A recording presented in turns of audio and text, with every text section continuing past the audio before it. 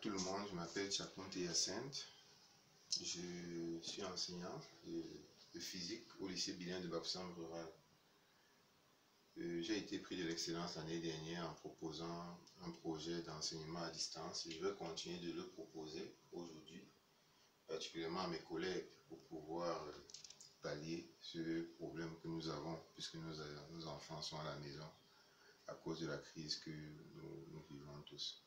Aujourd'hui, je vais m'adresser aux élèves de première C. Nous allons faire cours, n'est-ce pas, sur l'auto-induction. C'est la leçon sur laquelle nous nous étions arrêtés. Nous allons utiliser comme support de cours ce cours de Eric Simon, n'est-ce pas, parce que nous avions une version numérique. Nous l'encourageons à vous le procurer. Et nous allons faire les exercices dans le livre qui est au programme que vous avez tous à la maison.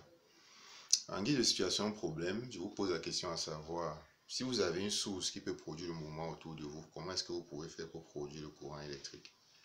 Pensez-y quelques secondes, parce que vous aurez le PowerPoint. Ok, nous sommes au niveau du module 4, c'est-à-dire les aspects énergétiques des circuits électriques. La leçon 4, c'est l'induction électromagnétique, n'est-ce pas? Comme prérequis, nous avions vu qu'en réalité, en place de seconde, nous avions vu, n'est-ce pas, que le courant électrique pouvait créer le champ magnétique. Mais maintenant, on va beaucoup plus, dans cette leçon, s'intéresser à l'inverse. L'induction induit, c'est tout simplement provoquer. Et quand on parle d'électromagnétique, ici, il y a un couplage ou bien une association de deux mots, électro et magnétique. Électro qui se dit du courant et magnétique qui se dit du champ magnétique. Là, vous avez un tableau qui a été extrait du programme officiel qui présente tous les points sur lesquels vous devez insister au cas où vous cherchez à avoir une autre documentation pour travailler à la maison. Donc, nous allons voir le champ magnétique, après le flux magnétique. Après, nous allons voir l'auto-induction. Nous allons aussi voir la FEM, n'est-ce pas, induite, et la loi qui va beaucoup plus supporter ce chapitre, c'est la loi de Lenz. Comme nous l'avons dit, induit, c'est inciter et provoquer. Donc ici, on aura une façon d'inciter la production du courant électrique. Les aimants, comme vous le savez, sont de deux ordres. On a les aimants naturels, n'est-ce pas, qui sont constitués d'oxyde de fer. Et on a aussi les aimants artificiels qu'on peut fabriquer par frottement, n'est-ce pas, ou qu'on peut aussi fabriquer grâce au courant électrique. On sait bien que tout conducteur qui est traversé par un courant électrique se comporte comme un aimant. Nous avons plusieurs types d'aimants.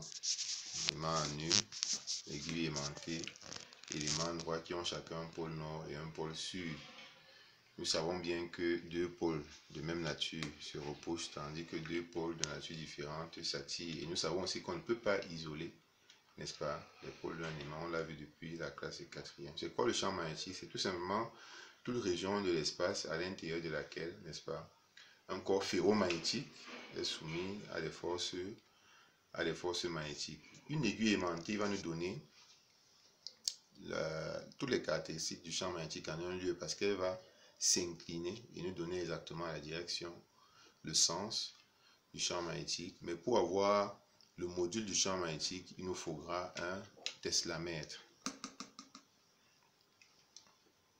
En général, les champs magnétiques de notre environnement sont très faibles, sauf ceux qui peuvent être créés, qui peuvent être assez grands pour certaines grandes expériences. Les lignes de champ, c'est quoi? C'est des courbes qui, en chacun de leurs points, n'est-ce pas, sont tangentes au vecteur champ magnétique. Donc, on va donc essayer de matérialiser ces lignes de champ, n'est-ce pas, pour diverses formes de circuits. Déjà, expérimentalement, ces lignes de champ vont être données par une limaille de fer. Vous pouvez l'avoir en limant une matière, le résidu, vous l'utiliserez. Et lorsque vous allez mettre un aimant, cette limaille de fer va se laisser mouler, suivant, n'est-ce pas, les orientations du champ magnétique. Le spectre magnétique, c'est tout simplement l'ensemble des lignes de champ. Si nous avons un aimant droit, nous allons voir que les lignes de champ vont entrer par la borne sud et sortir par la borne nord. Pour un aimant à nu, nous allons voir aussi que le champ magnétique est très intense près des pôles et que à l'intérieur de l'élément à nu, les lignes de champ sont parallèles. Ça veut dire qu'à l'intérieur de l'élément à nu, on a donc un champ uni, uniforme. Le champ magnétique créé par un courant, c'est tout simplement lorsqu'on fait parcourir un courant électrique dans un conducteur, alors il se comporte comme un aimant. On va maintenant s'intéresser à la modélisation, n'est-ce pas, du champ magnétique qui est créé par un courant, notamment à travers ces différentes caractéristiques. On va donc chercher pour chaque cas, n'est-ce pas, de circuit, des caractéristiques du champ magnétique, c'est-à-dire point d'application, direction, sens, intensité. Nous prenons d'abord un conducteur filiforme. Vous voyez le conducteur filiforme là. Pour obtenir les lignes de champ, expérimentalement, on utilise la limaille de fer. On va voir que les lignes de champ sont comme des cercles concentriques. Et pour obtenir la direction et le sens du champ magnétique, on va utiliser la règle de l'observateur d'Ampère, c'est-à-dire un observateur qui est sur le conducteur de façon à ce que le courant le traverse des pieds vers la tête. Il regarde le point où on veut trouver le champ magnétique. Sa main gauche va indiquer la direction et le sens du champ magnétique. Donc ici, nous voyons comment utiliser la règle du bonhomme d'Ampère. Un bonhomme d'Ampère couché, sa main telle que ses yeux regarde le point où on veut trouver la direction et le sens du champ magnétique. Sa main gauche va indiquer la direction et le sens du champ magnétique. C'est ça qu'on appelle la règle du bonhomme d'Ampère. Quelles seront donc les caractéristiques du champ magnétique? Elles seront comme on le voit ici, c'est-à-dire tangentes à tous les cercles concentriques là-bas, ce qui concerne la direction. Le point d'application, tout point qui appartient à cet espace-ci là. Mais en termes du module, on va s'intéresser particulièrement au module. On aura une constante fois le courant divisé par la distance D en mètres. Cette distance D là est la distance par rapport, n'est-ce pas, entre le point M et le conducteur. Ça veut donc dire que quoi? Ça veut dire que le champ magnétique est proportionnel au courant, inversement proportionnel à la distance avec le conducteur. Comme vous l'avez vu, l'unité c'est le Tesla. Maintenant, prenons le cas d'une spie. Ici, là, on peut utiliser la règle du tire-bouchon. Si vous tire-bouchon, ou bien vous pouvez même utiliser une bouteille d'eau Tanguy.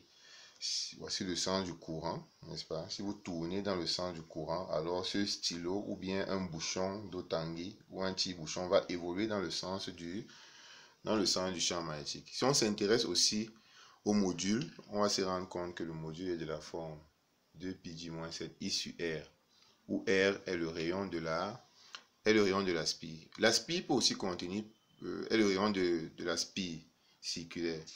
La spire peut contenir un ensemble d'empilements. Ça veut dire que au lieu d'une spire, on a un empilement de l'ordre, on a un empilement de n spires jointes en fait. Là, on va tout simplement multiplier par grand N. Et vous voyez que le champ magnétique est proportionnel au nombre d'empilements, c'est-à-dire au nombre de spires, proportionnel au courant, mais inversement proportionnel au rayon moyen de la bobine circulaire. On va continuer avec le cas du solénoïde. Le solénoïde, en fait, c'est une bobine, mais c'est une bobine qui est très longue, c'est-à-dire qui respecte cette contrainte. Vous aurez une bobine, voici une bobine, mais si elle devient très longue, ici, là, c'est sa longueur, et ici, c'est son rayon. Si on a donc le rayon qui est très petit devant la longueur, alors on conclut qu'on a un soleil, on conclut qu'on a un solénoïde.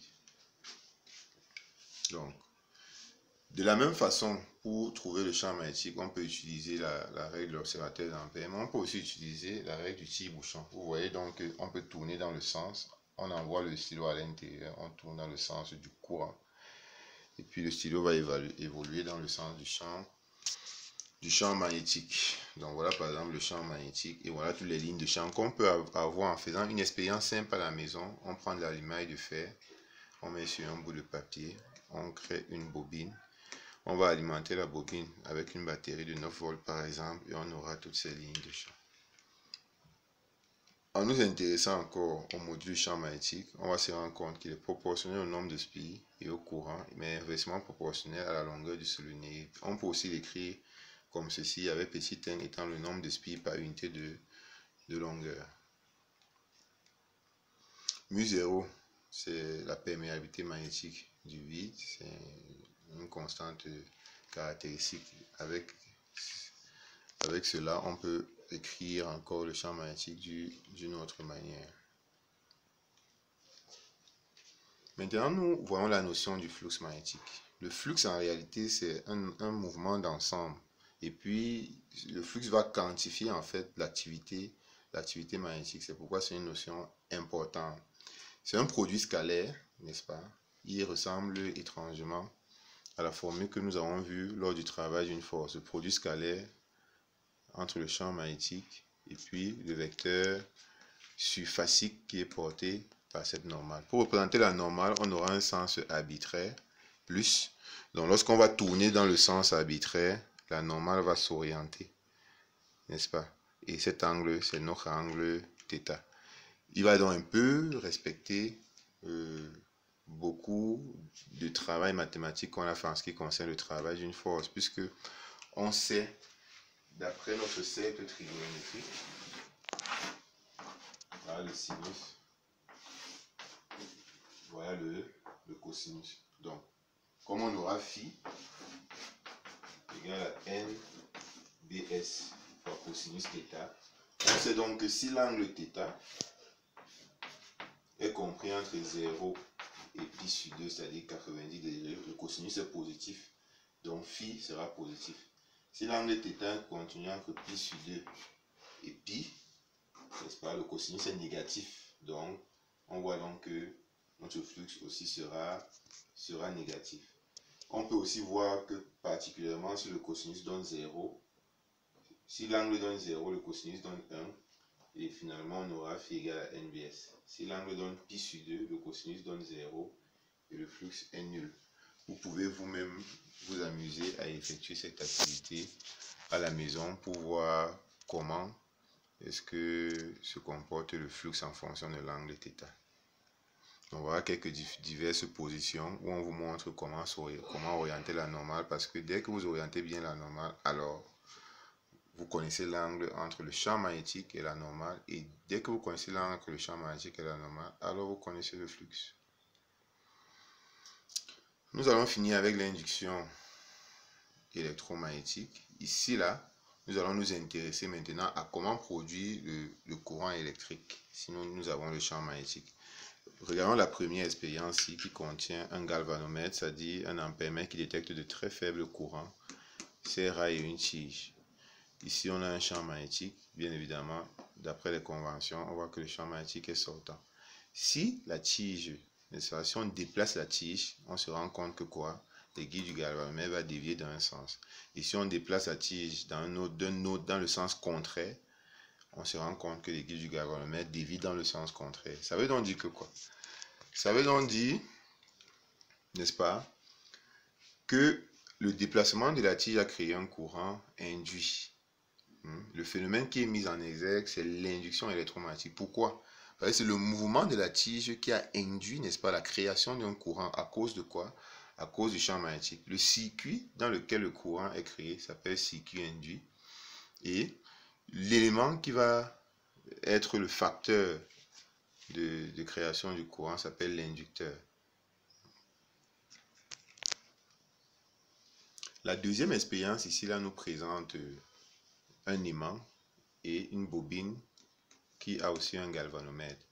Lorsqu'on va approcher, n'est-ce pas, l'aimant, on va se rendre compte que l'aiguille du galvanomètre dévie. Lorsqu'on recule plutôt l'aimant, on se rend compte qu'il dévie en sens contraire. On voit donc que l'approche du champ magnétique ici là va créer un courant induit.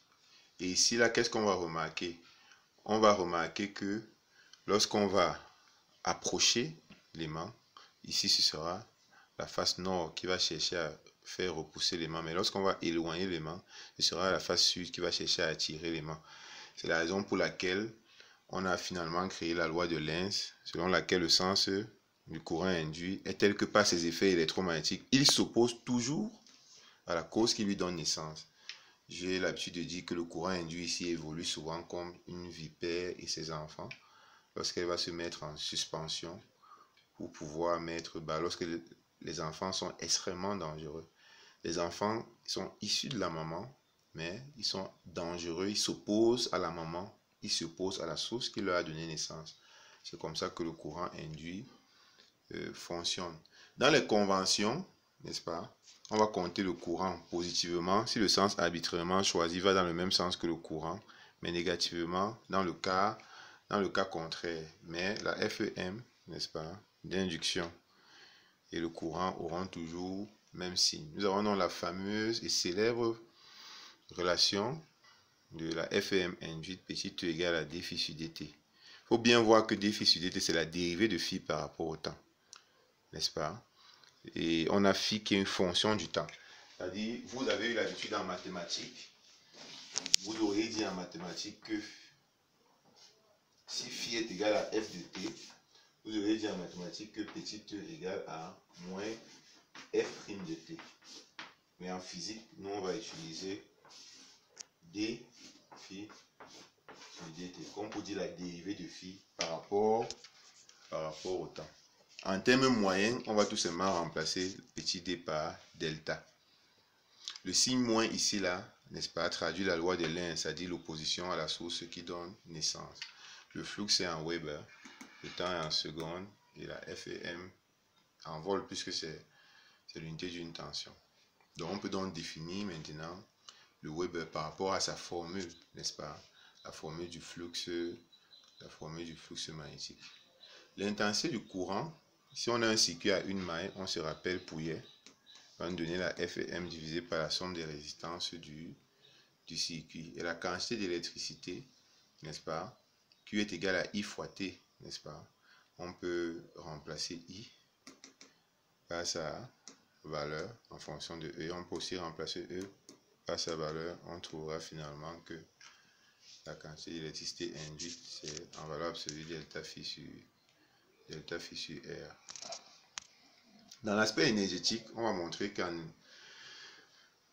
pour l'induction électromagnétique, il faut toujours, n'est-ce pas, fournir au circuit de l'énergie. Cette énergie-là, c'est tout simplement le mouvement. Et on revient solutionner la situation problème du début où je vous ai dit, si vous avez une source de mouvement, comment créer du courant électrique. Ça a donc beaucoup d'applications, n'est-ce pas? Aujourd'hui, les alternateurs, les centrales hydroélectriques, les éoliennes.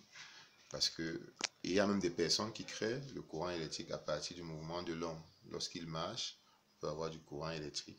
Lorsque les structures vibrent, on peut exploiter du courant électrique. Ça a vraiment beaucoup d'applications.